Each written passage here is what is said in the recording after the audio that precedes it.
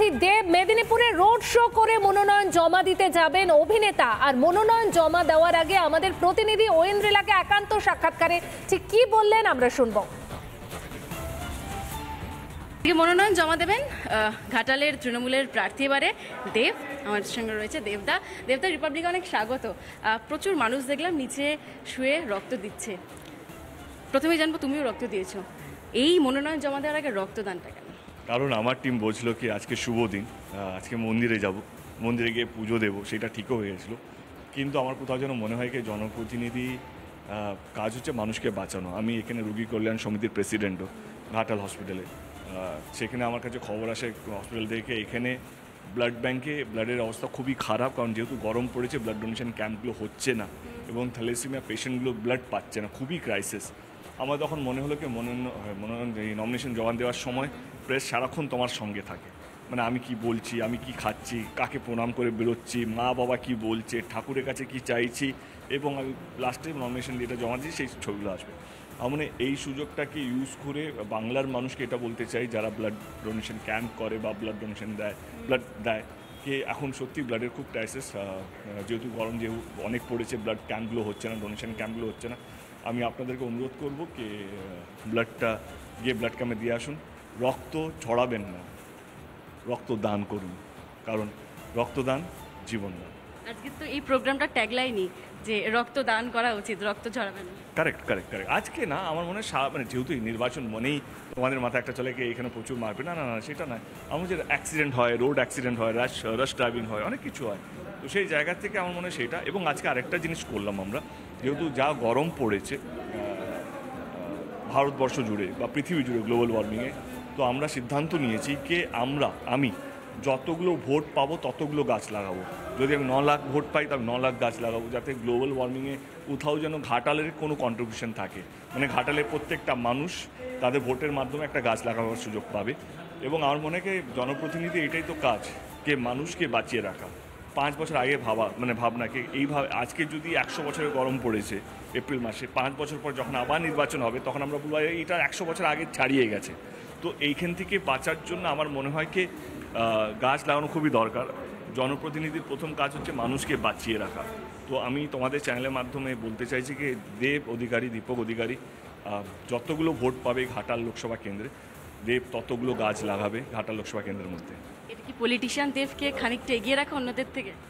মানুষ দেব, কারণ মানুষের কাজ হচ্ছে মানুষকে বাঁচানো। আমি প্রথমেই বলেছিলাম কি জনপ্রতিনিধির কোনো ধর্ম হওয়া উচিত না, জনপ্রতিনিধির একটাই ধর্ম হওয়া উচিত, মানব ধর্ম, যেটা মানুষকে বাঁচিয়ে রাখা। আজকে মন্দির যাওয়ার থেকে আমার মনে হয় একটা ব্লাড দেওয়াটা সবচেয়ে বেশি দরকার, কারণ অনেকগুলো জীবন বাঁচবে।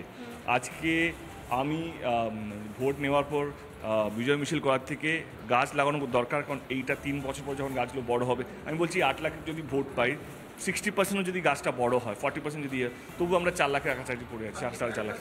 চলো আমাকে বেরোতে হবে। Thank you. একেবারেই আমাদের সঙ্গে কথা বলছিলেন ঘাটালের তৃণমূলের প্রার্থী দীপক অধিকারী ওরফে অভিনেতা দেব, এবং সেই জায়গাতে তিনি জানলেন যে তিনি ঘাটাল থেকে যত ভোটে জিতবেন তিনি ততগুলোই গাছ লাগাবেন। সব মিলিয়ে কিন্তু ঘাটাল মানুষের হয়ে কাজ করবেন, এমনটা তার কথাতেই ঠিক বার্তা উঠে আসছে। এবং তিনি বিভিন্ন প্রচার সভা থেকে, প্রচারের জায়গা থেকে তিনি বলেছেন যে 2026-এর বিধানসভা নির্বাচনের আগে ঘাটাল মাস্টার প্ল্যান, যেটাকে নিয়ে এই মুহূর্তে যে সব থেকে বড় খবর, আজ মনোনয়ন জমা দেওয়ার কথা, ঠিক সেই মতোই মনোনয়ন জমা দিতে যাচ্ছেন ঘাটালের তৃণমূল প্রার্থী।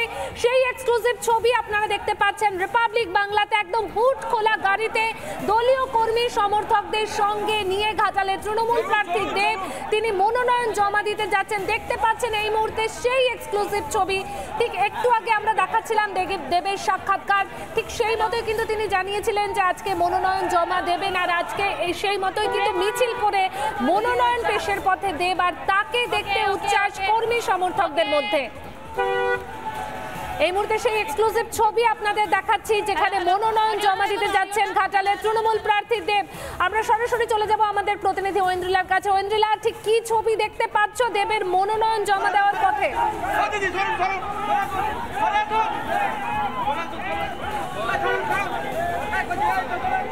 দেখো পায়েল, এই মুহূর্তে তারকা প্রার্থী বলা যায় দেব, ঘাটালের তৃণমূলের প্রার্থী।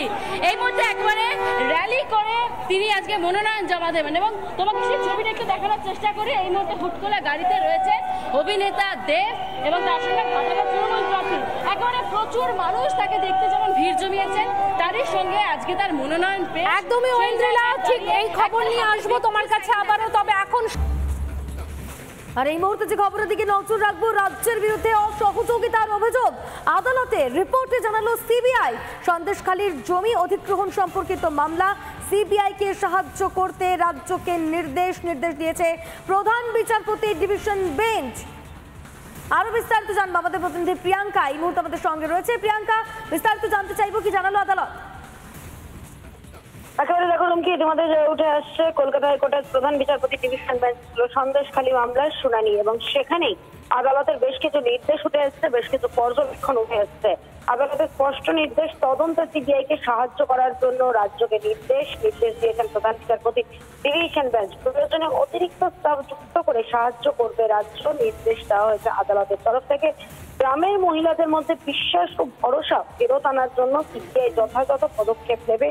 পরের শুনানির দিন সিবিআই ফের রিপোর্ট জমা দেবে। এখানেই শেষ হয়নি নির্দেশে আরো বলা হয়েছে সন্দেশখালী স্পর্শকাতর এলাকায় সিসিটিভি বসানোর ব্যবস্থা যত শীঘ্রই সম্ভব করতে হবে রাজ্যকে।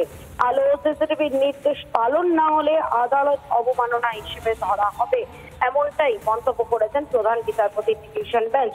এনএইচআরসিকে যুক্ত করা হয়েছে মামলায়। এনএইচআরসি আদালতকে সহযোগিতা করার জন্য মামলায় যুক্ত হতে দেওয়ায় সেই আবেদন গ্রহণ করেছে আদালত। সিবিআই এর তরফ থেকে আজ রিপোর্ট জমা দেওয়া হয়েছে। মুখ বন্ধ খামে গোপন রিপোর্ট হিসেবে সেই রিপোর্ট জমা রেখেছে আদালত, এবং কেন্দ্রের তরফ থেকে জানানো হয়েছে স্পষ্টত রাজ্য ইতিমধ্যে সুপ্রিম কোর্টে গেছে, এবং সুপ্রিম কোর্টের শুনানির দিন রাজ্যের তরফ থেকে সময় চাওয়া হলে গরমের ছুটির পর শুনানি ধার্য করা হয়েছে। প্রধান বিচারপতির রিপোর্ট থেকে স্পষ্ট মন্তব্য, এখানে জমি অধিগ্রহণ সম্পর্কিত বিষয়ে রাজ্যের সহযোগিতা পাওয়া যাচ্ছে না, এ বিষয়ে রাজ্য সহযোগিতা করবে, এটাই কাম্য, এমনটাই পর্যবেক্ষণ উঠে এসেছে কলকাতা হাইকোর্টের তরফ থেকে। মামলার পরবর্তী শুনানি রয়েছে আগামী 13ই জুন। অনেক ধন্যবাদ প্রিয়াঙ্কা।